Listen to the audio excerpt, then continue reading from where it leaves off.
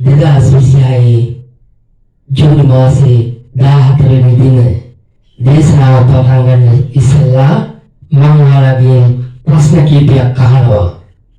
උපතින්ම රෝමානු කතෝලික කට්ටිය අත උස්සන්න.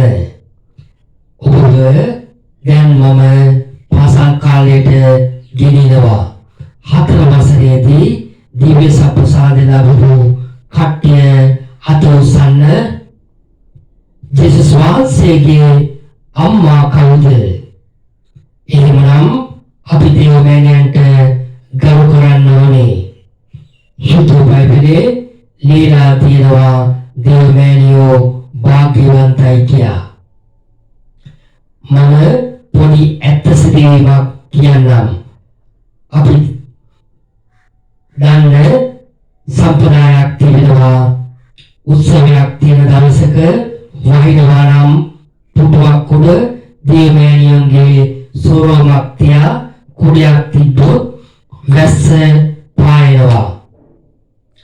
මම අපේ ළඟම නෑදෑ ගෙදරක මගුල් ගෙදර දවසේ වැස්සා.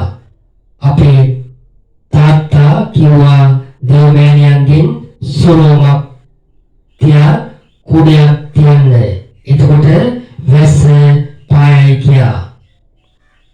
අපේ නෑදෑ පිරිස ඒ විදිහට කළා. එදා වැහපු මහ වර්ෂාව නැවතිනි.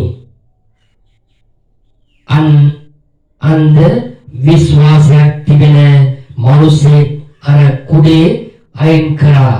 නැවතත් වහින්න පටන් ගත්තා. නැවතත් අපේ තාත්තා දෙවියන්ගේ සොරම කුඩ තිබ්බා.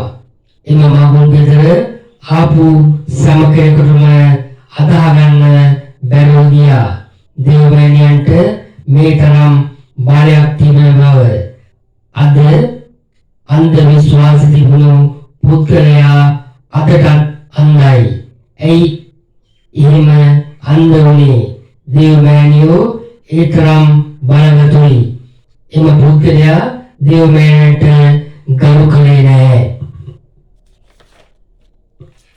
මම මෙහෙම දේශනා කරන්න හිතපු කෙනෙක් නෙවෙයි. මේ සුදු බයිබලයේ කියනවා ඔබ පොළවේ ලුණු බවට පත්වන්න. මට දෙවියන් වහන්සේ මාගේ දෙව ආලේප කළේ අන්‍යගේ ජීවිතයට ලුණුෙන් රසවත් කරන්නයි. ජේසුස් වහන්සේ කියනවා ලෝකේ ආලෝකයක් වන්න. මම අන්ධකාරයෙන් සිටින ජනයාට ආලෝකයක් ලබා දීම සඳහා මාගේ දෙව ආලේප කළසේක. බයිබලයේ පොඩි කතන්දරයක් තියෙනවා. සමාරියේ ස්ත්‍රියක් ළඟට ගිහින් ජේසුස් වහන්සේ වතුර ඉල්ලාගෙන ලිද ළඟට ගියා. ජේසුස් වහන්සේ සමාරියේ ස්ත්‍රියට කිව්වා මා දෙන වතුර බොන අයට නැවතත් පිපාසා වේ.